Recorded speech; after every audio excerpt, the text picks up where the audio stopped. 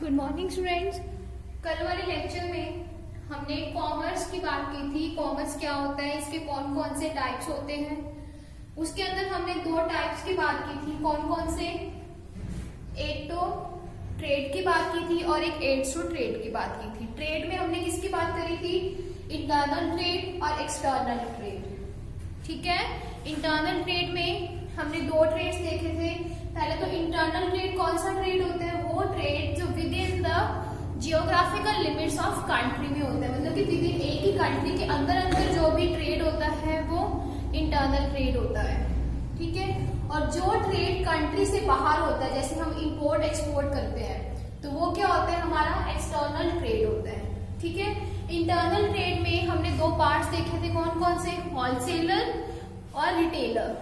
ठीक है, और एक्सटर्नल ट्रेड में हमने तीन पार्ट्स देखे थे, इंपोर्ट, एक्सपोर्ट और इंटरपोर्ट। ठीक है, उसके बाद हमने किसकी बात की थी? Aids to trade.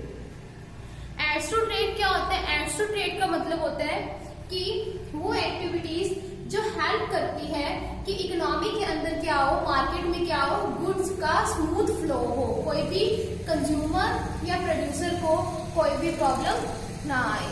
ठीक है, तो इसके अंदर हमने बहुत सारी प्रॉब्लम्स की बात की थी कि गुड्स की प्रॉब्लम कौन सॉल्व करता है, प्रोड्यूसिंग, ट्रांसपोर्टेशन, कम्युनिकेशन वाली बात करी थी, एडवर्टाइजिंग की बात की थी, इंश्योरेंस की बात की थी और वेयर हाउसिंग की करी थी, बैंकिंग एंड फाइनेंशियल इंस्टीट्यूशंस की बात करी थी। ठीक है, तो आज हम नेक्स्ट टॉपिक करते हैं बिजनेस रिस्क। ये तो हम सबको पता है कि एक बिजनेस के अंदर रिस्क तो होता ही है ना। अब रिस्क क्या होता है? कि कुछ भी लॉस हो जाना। क्या ये रिस्क किसी को पता होता है क्या कि अब थोड़े टाइम में बिजनेस में हमें लॉस होने वाला है? ये अनएक्सपेक्टेड होता है कि एक बिजनेसमैन ने सोचा नहीं होता, ये अचानक से हो जाता है। ठीक है, तो बिजनेस रिस्क क्या होता है? कुछ ऐसा मतलब कि कुछ ऐसा चीज, कोई ऐसा लॉस जो एकदम अचानक से हो जाए, जिसके बारे में हमें कोई आइडिया नहीं होता। तो बिजनेस रिस्क क्या होता है? Chance of incurring unexpected loss और अनसर्टेनिटी देन एक्सपेक्टेड। जैसे कि हम एग्जांपल लेते हैं कि एक बिजनेसमैन ने सोचा था कि चलो इस साल प्रोडक्शन कम हो रहा है, प्रॉफिट कम हो रहा है, तो हमें ओवरऑल 50,000 का प्रोडक्शन कम होगा, मतलब 50,000 का लॉस होगा। लेकिन साल के एंड में आते आते उसको 2 लाख का लॉस हो गया। तो क्या उसने ये चीज सोची थी? उसने एक्सपेक्ट कितना किया था कि 50 का हो जाएगा, चलो कोई बात नहीं, लेकिन हो कितना गया? 2 लाख का। तो ये क्या होता है? अनएक्सपेक्टेड लॉस होता है। ठीक है, बिजनेस रिस्क का मतलब क्या होता है? अनएक्सपेक्टेड लॉस, जो कभी भी बिजनेसमैन ने सोचा नहीं होता। हम एक और एग्जांपल देखते हैं। जैसे कि आप ये ले लो कि आप कोई भी प्रोडक्ट बनाते हो, आप सब, ठीक है, कोई भी एक प्रोडक्ट बनाते हो। पहले तो भाई मार्केट के अंदर उसकी डिमांड बहुत ज्यादा थी, लोग उसको बहुत खरीदते थे। लेकिन एकदम से क्या हुआ कि लोगों ने उस प्रोडक्ट को, उस चीज को खरीदना बंद कर दिया, क्योंकि फैशन चेंज हो गया, टेक्नोलॉजी। जैसे कपड़ों की बात कर लेते हैं, ठीक है, जैसे पहले के टाइम में लोग कुर्ता पजामा बहुत पहनते थे, लेकिन क्या आज के टाइम में लोग प्रेफर करते हैं? आज के टाइम में तो जीन्स वगैरह बहुत कुछ आ गया है। ठीक है, तो हम उसकी का एग्जाम्पल लेते हैं कि पहले के टाइम में कुर्ते पजामे की जो डिमांड थी वो क्या थी? बहुत ज्यादा थी। ठीक है, लेकिन धीरे धीरे क्या हुआ? टेस्ट में फर्क आया, फैशन में चेंज आया, तो उसकी डिमांड क्या हो गई? कम हो गई, और आप उसी का प्रोडक्शन करते हो। तो जब उसकी डिमांड कम हो गई तो क्या आपको प्रॉफिट होगा?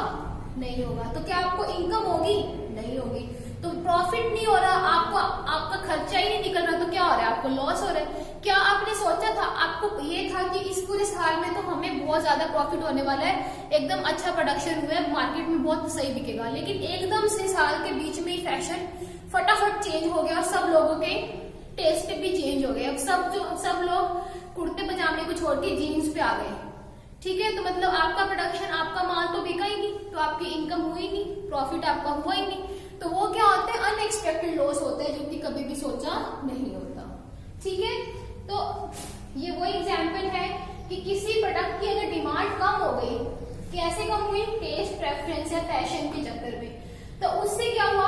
क्या अब देखो डिमांड कम हो गई टेस्ट, फैशन के चक्कर में, तो क्या बिजनेसमैन उस टेस्ट, फैशन या फिर टेक्नोलॉजी को रोक सकता है क्या कि नहीं भाई मैंने तो प्रोडक्शन कर लिया, इस साल आप टेस्ट मत चेंज करो, अगले साल कर लेना। क्या कोई रोक सकता है इस चीज को? नहीं रोक सकता। तो ऐसे फैक्टर्स होते हैं ये जिनको एक बिजनेसमैन भी कंट्रोल नहीं कर सकता। तो उससे क्या होता है? अनएक्सपेक्टेड लॉस हो जाता है बिजनेस के अंदर। ठीक है, अब हम बात करते हैं नेचर कि एक बिजनेस रिस्क का नेचर कैसा होता है। ठीक है, तो सबसे पहला क्या है? अराइज ड्यू टू अनसर्टेनिटी, मतलब कि एक जो बिजनेस होता है, ठीक है, उसके अंदर रिस्क होता है, वो अनसर्टेनिटी होती है। मतलब एक बिजनेसमैन को पता नहीं होता कि अब उसको रिस्क होने वाला है। तो जो रिस्क होता है वो क्या होता है? अनसर्टेन होता है, मतलब जिसके बारे में पता नहीं होता। सेकेंड पॉइंट क्या है रिस्क का? It is an essential part of every businessman. ये तो हमें भी पता है कि हम कोई भी बिजनेस करेंगे तो उसके अंदर रिस्क तो होएगा ही होएगा। बिना रिस्क के एक बिजनेस नहीं चल सकता। ठीक है, और हमने ये भी देखा है कि जितना ज्यादा risk, more profit. Most of the cases less risk less profit. मानते हो ये चीज? ठीक है, हमने इस वाले पॉइंट की इस चैप्टर में बहुत बात करी है, तो ये सब तो आपको पता ही होगा। ठीक है, तो फर्स्ट पॉइंट है अराइज ड्यू टू अनसर्टेनिटी, कि जो ये रिस्क होता है ये अनसर्टेन होता है, किसी को इसके बारे में पता नहीं होता। सेकेंड पॉइंट कि रिस्क हर एक बिजनेस का इंपॉर्टेंट पार्ट है, एसेंशियल पार्ट है। बिना रिस्क कभी भी बिजनेस नहीं चलता। ऐसा तो कोई बिजनेस नहीं होता जिसको बस प्रॉफिट ही प्रॉफिट हो, इनकम ही इनकम हो, कभी लॉस ही ना हो। ठीक है, थर्ड है कि जो रिस्क की डिग्री है वो किस पे डिपेंड करती है? Nature and size of business. Nature and size of business, जैसे कि आप छोटा बिजनेस कर रहे हो, एक शॉप कर रहे हो या बड़ी फैक्ट्री ओपन कर रहे हो। ठीक है, फिर इस पे डिपेंड करती है कि आप कौन से एरिया में कर रहे हो। ठीक है, तो हम ये बोलते हैं ना कि जितना बड़ा बिजनेस उतना ज्यादा रिस्क, सेम पॉइंट, और जितना छोटा बिजनेस उतना कम रिस्क। क्यों? क्योंकि हम उसके अंदर इन्वेस्ट ही कम करेंगे। ठीक है, फोर्थ पॉइंट है कि रिस्क नहीं होगा तो प्रॉफिट नहीं होगा। मानते हो ये चीज है ना? क्योंकि अगर रिस्क ही नहीं होगा तो हम अपने जो भी प्रोडक्शन है, रिसोर्सेज है, उसका प्रॉपर यूटिलाइजेशन नहीं करेंगे, हम सारा वेस्टेज करेंगे, जिससे हमारा खर्चा ज्यादा होगा और इनकम कम होगी। तो रिस्क एक ऐसा फैक्टर है जो कि बिजनेस के अंदर बहुत जरूरी होता है, एसेंशियल पार्ट होता है, और जितना ज्यादा रिस्क होता है उतना ज्यादा प्रॉफिट होता है। ठीक है, और रिस्क किस पे डिपेंड करता है? साइज और नेचर ऑफ बिजनेस पे। रिस्क होता क्या है? ये अनएक्सपेक्टेड लॉस होता है जिसके बारे में बिजनेसमैन को नहीं पता होता। क्लियर? अब हम बात करते हैं कॉजेस ऑफ रिस्क, कि रिस्क क्यों होता है, कौन कौन से ऐसे कॉज हैं, ऐसे रीजंस हैं जिनके कारण रिस्क होता है। ठीक है, हमने आपने पहले भी चार कॉजेस सुने होंगे, इकोनॉमिक कॉजेस, नेचुरल कॉजेस। तो ये कौन कौन से कॉजेज होते हैं? एक तो होता है कि जैसे मान लो कोई बाढ़ वगैरह आ गई, ठीक है, या फिर फ्लड वगैरह आ गई। और कौन सा होता है? जैसे कोई चोरी वगैरह हो गई, फैक्ट्री वगैरह में आग लग गई। तो ये सब अनएक्सपेक्टेड है, किसी को पहले से पता थोड़ा होता है कि हाँ भाई कल तो मेरी फैक्ट्री में आग लगने वाली है। ठीक है, तो बिजनेस रिस्क के कॉजेज कौन कौन से होते हैं? इकोनॉमिक,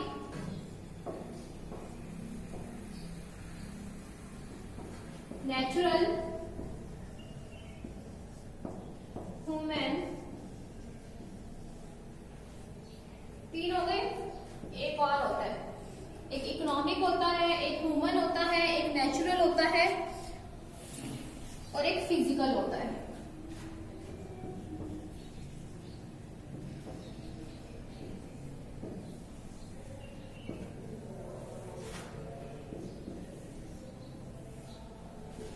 ठीक है, कौन कौन से फोर कॉजेज होते हैं? इकोनॉमिक, नेचुरल, ह्यूमन और फिजिकल। ठीक है, अब हम सबसे पहले बात करते हैं इकोनॉमिक कॉज की। इकोनॉमिक कॉज क्या होता है? हाँ जी, तो सबसे पहला लॉस कौन सा क्या कारण होता है लॉस होने का? इकोनॉमिक। इकोनॉमिक का मतलब क्या होता है कि जब मार्केट की कंडीशंस चेंज हो जाती है। ठीक है, जैसे अभी हमने एग्जांपल लिया था टेस्ट प्रेफरेंस वाला, ठीक है। तो इकोनॉमिक कॉस्ट क्या होता है कि जब लॉस होता है हमें ड्यू टू मार्केट कंडीशंस, जैसे कि फैशन में चेंज आ गया, या फिर प्राइस में चेंज आ गया, डिमांड में चेंज आ गया, फैशन में आ गया, और टेक्नोलॉजी में चेंज आ गया। ठीक है। तो मतलब वो लॉस जो कि हमें मार्केट कंडीशन के चेंज होने पे होता है, वो कौन सा लॉस होता है? Economic cost. ठीक है। अब देखो, आप बोलोगे कि ऐसे कैसे फर्क पड़ जाएगा कि मार्केट में प्राइस चेंज हो रहा है तो उसे एक बिजनेसमैन पे कैसे फर्क पड़ जाएगा? तो एग्जांपल लेते हैं हम, जैसे अभी हमने लिया था कि अगर मान लो कि फैशन चेंज हो गया या फिर किसी भी चीज की डिमांड बढ़ गई, प्राइस इंक्रीज हो गया, ठीक है, तो क्या आप उस चीज को लेना पसंद करोगे? नहीं, आप उसका कोई ऑल्टरनेट देखोगे कि इसकी जगह हम और कौन सा यूज कर सकते हैं, है ना। तो वो होता है प्राइस में जब चेंजेस आते हैं। फैशन वाला एग्जांपल तो अभी हमने लिया था। तो इकोनॉमिक कॉस्ट क्लियर हुआ कि वो कॉस्ट, वो लॉस जो हमें किसके कारण होता है? मार्केट कंडीशन चेंज होने के कारण। ठीक है। थर्ड हम बात करते हैं नेचुरल कॉस्ट। नेचुरल कॉस्ट मतलब कि कौन सा loss? Loss due to calamities, flood, change in environment,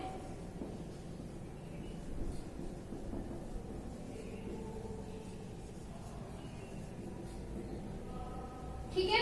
natural loss का मतलब क्या होता है? वो लॉस, वो नेचुरल कॉज में कौन से लॉसेज आते हैं? वो लॉस जो हमें किससे होते हैं? जैसे मान लो पूरे हमारे एनवायरनमेंट में चेंज आ गया, या कोई बाढ़ वगैरह आ गई, ठीक है, मौसम बहुत खराब हो गया, या फिर जैसे बहुत ज्यादा सुनामी वगैरह आ गई, तो जो इस तरह के कॉजेज होते हैं, कारण होते हैं, उनसे भी हमें क्या होता है? लॉस होता है। तो वो कौन सा लॉस होता है? वो हमारा नेचुरल लॉस होता है। ठीक है। नेचुरल लॉस क्या होता है कि वो लॉस जिसके ऊपर एक बिजनेसमैन का कोई कंट्रोल नहीं होता, जैसे कि अर्थक्वेक आ गया, भूकंप आ गया, बाढ़ आ गई, तो इससे क्या होता है? हमारे बिजनेस पे बहुत ज्यादा इफेक्ट पड़ता है और बिजनेस को बहुत हैवी लॉस होता है, लेकिन इसके ऊपर बिजनेसमैन का कोई भी कंट्रोल नहीं होता। ठीक है। थर्ड होते हैं ह्यूमन लॉस। ह्यूमन लॉस का मतलब क्या होता है कि जैसे मान लो हमारे जो एम्प्लॉयज है कंपनी के, वो क्या है? डिसऑनेस्ट है, मतलब कि वो झूठ बोल के काम कर रहे हैं या फिर वेस्टेज ज्यादा कर रहे हैं। ठीक है। तो उससे क्या होगा? हमें ह्यूमन लॉस होता है। मतलब कि ह्यूमन लॉस मतलब कि कैसे होता है? केयरलेसनेस ऑफ एम्प्लॉयज, इसको हम डिसऑनेस्टी भी बोल सकते हैं। कैसे? जैसे मान लो कि हमारे कंपनी के जो भी इम्प्लॉयज है, वर्कर्स है, वो क्या बोल रहे हैं? झूठ बोल के काम कर रहे हैं। ठीक है। हमें सही इंफॉर्मेशन भी दे रहे हैं कि कितना माल चाहिए, कितना बन गया, तो उससे भी हमें क्या हो सकता है? बहुत ज्यादा लॉस हो सकता है। Physical loss. फिजिकल लॉस कौन सा लॉस होगा? ठीक है। फिजिकल लॉस के अंदर वो लॉसेज आते हैं जैसे कि मान लो हमारी कोई भी मशीनरी खराब हो गई, या फिर क्या हो गया, कुछ एक्सीडेंट हो गया किसी एम्प्लॉय का। ठीक है। हमारा कोई भी जब असेट डैमेज होता है, फिजिकल लॉस, फिजिकल कॉस्ट के अंदर कौन से आते हैं? Damaging of assets. कंपनी के जब कोई भी असेट्स डैमेज होते हैं, खराब होते हैं, तो वो कौन से लॉस में आते हैं? फिजिकल में। जैसे प्लांट एंड मशीनरी हमारा असेट है ये, ठीक है, असेट जिसको हम लॉन्ग टाइम तक यूज करते हैं, या फिर कोई भी एक्सीडेंट हो गया किसी एम्प्लॉय का, ठीक है। तो मतलब जब जो भी कंपनी के एम्प्लॉयज या फिर असेट्स का कुछ भी डैमेज होता है, तो कौन सा लॉस में आता है? फिजिकल लॉस में आता है। ठीक है। तो हमने 4 कॉजेस की बात करी, कौन कौन से? इकोनॉमिक, नेचुरल, ह्यूमन और फिजिकल। इकोनॉमिक कॉस्ट कौन सा होता है कि मान लो कोई भी रिस्क होता है जो किसके कारण आता है? मार्केट कंडीशंस के चेंज होने पे। वो लॉस जो मार्केट कंडीशन के चेंज होने पे आता है, वो कौन सा होता है? Economic loss. और जो लॉस हमें क्लाइमेटिक जैसे नेचुरल एनवायरनमेंट से होता है, जिसके ऊपर एक बिजनेसमैन का या हम सबका कोई कंट्रोल नहीं होता, तो वो कौन सा होता है? नेचुरल। ह्यूमन कौन सा होता है कि जो भी हमारे कंपनी के एम्प्लॉयज हैं, वर्कर्स हैं, वो क्या वो अच्छे से काम नहीं करते, हमें गलत इंफॉर्मेशन देते हैं, हमें वो रिसोर्सेज की वेस्टेज ज्यादा करते हैं, प्रोडक्शन नहीं करते उतना, तो उससे क्या होता है, हमें ह्यूमन लॉस होता है। फिजिकल के अंदर क्या होता है, जब हमारे कोई एसेट खराब हो जाते हैं या फिर उनके अंदर कोई भी प्रॉब्लम आ जाती है या डैमेज हो जाते हैं, टूट जाते हैं, तो वो सारा किस में आता है, फिजिकल के अंदर। ठीक है, तो बिजनेस रिस्क का टॉपिक क्लियर हुआ कि बिजनेस रिस्क क्या होता है, इसकी क्या क्या कैरेक्टरिस्टिक्स हैं, क्या क्या कॉजेज हैं, कि क्यों होता है। क्लियर? तो ये हमारे चैप्टर का लास्ट टॉपिक था बिजनेस रिस्क का। हमने कल एक टॉपिक किया था कॉमर्स वाला, किया था ना, उसके अंदर मैंने आपको बोला था फंक्शंस ऑफ कॉमर्स, क्या हमने बात की थी, जो ट्रांसपोर्टेशन, कम्युनिकेशन और एडवर्टाइजिंग, वेयर हाउसिंग, वो सारे थे। ठीक है, functions of commerce.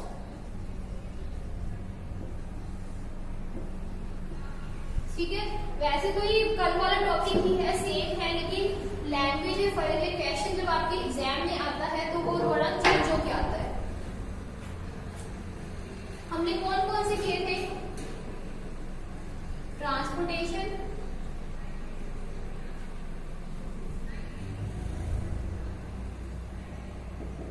And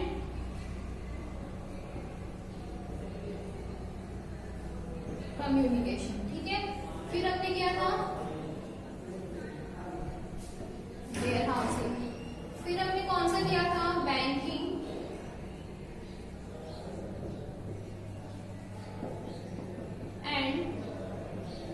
financial institutions. ठीक है, इसके बाद हमने कौन सा किया था, एडवर्टाइजिंग,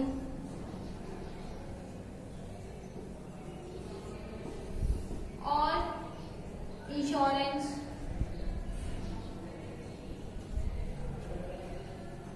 ये किए थे। और कौन सा किया था,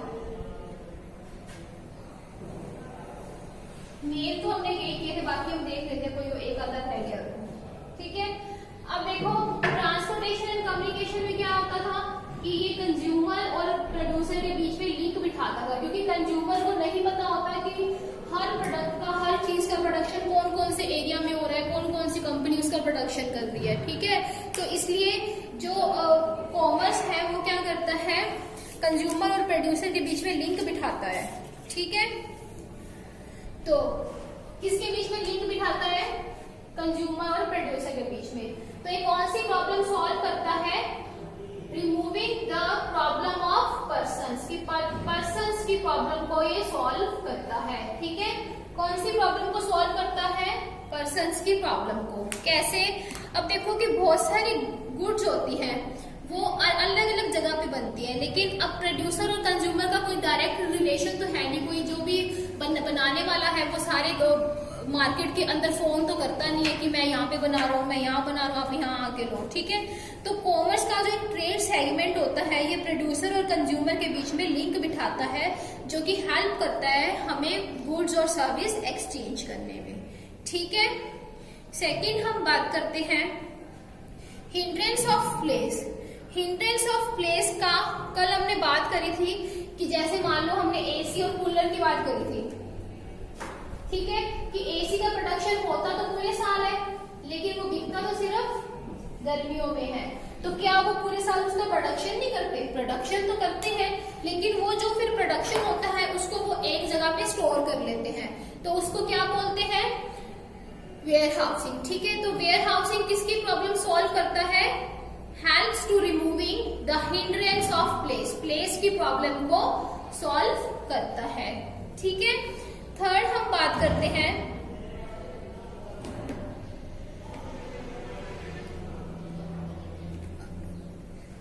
हिंड्रेंस ऑफ प्लेस नहीं, हिंड्रेंस ऑफ टाइम की प्रॉब्लम को सॉल्व करता है। ये दोनों अलग अलग है। कम्युनिकेशन तो किसकी प्रॉब्लम को सॉल्व करता है, पर्सन्स की, और ट्रांसपोर्टेशन जो मतलब एक जगह से सामान दूसरी जगह पे पहुंचाता है तो वो किसकी प्रॉब्लम को सॉल्व करेगा, प्लेस की। और वेयर हाउसिंग जो हमने अभी टाइम वाली बात करी कि गर्मियों और सर्दियों वाली, तो वो वेयर हाउसिंग किसकी प्रॉब्लम को सॉल्व करता है, टाइम की। ठीक है, फोर्थ हम बात करते हैं कि अब देखो जो बायर और सेलर्स होते हैं वो वैसे तो क्या कहते हैं, मनी के अंदर अपनी सारी ट्रांजैक्शंस करते हैं, लेकिन कई बार जैसे कोई भी फार्मर्स वगैरह हैं, उनको हम चेक दे देते हैं कि अब बैंक से पैसा निकलवा लो, है ना। तो अब जो बैंकिंग होता है वो हमारी पैसे की प्रॉब्लम को सॉल्व करता है। क्यों सॉल्व करता है? क्योंकि अगर किसी ने चेक दिया है या फिर किसी ने ड्राफ्ट वगैरह दिए हैं तो हम उसको अपने कैश में कन्वर्ट करा लेते हैं, ठीक है।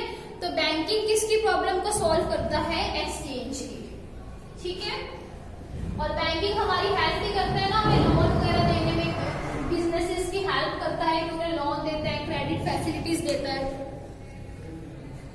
फिर आता है रिस्क। अब तुम बताओ कि रिस्क की प्रॉब्लम कौन सॉल्व करेगा, एडवर्टाइजिंग या इंश्योरेंस? इंश्योरेंस करेगा, क्योंकि इंश्योरेंस हमें प्रोटेक्शन देते हैं कि भाई कल को आपको कुछ हो गया तो हम आपकी जो बाकी फैमिली मेंबर्स हैं उनको क्या देंगे, कंपनसेशन देंगे, पैसा देंगे। ऐसे ही बिजनेस में होता है, ठीक है। तो रिस्क की प्रॉब्लम कौन सॉल्व करता है? इंश्योरेंस। क्लियर हो रहा है आप सबको कि कौन सी वाला फंक्शन कौन सी हमारी प्रॉब्लम सॉल्व करता है। सेकेंड हम बात करते हैं नॉलेज। अब नॉलेज की प्रॉब्लम कौन सॉल्व करता है? एडवर्टाइजिंग। कैसे सॉल्व करता है? जैसे देखो कि हमने अभी बात करी कि प्रोड्यूसर और कंज्यूमर के बीच में कोई भी डायरेक्ट रिलेशन नहीं होता, ठीक है। और ना ही उनको पता होता है कि जो भी प्रोड्यूसर गुड बना रहा है वो कैसी गुड है, क्या उसके अंदर उसकी क्वालिटी है, क्या क्वांटिटी है।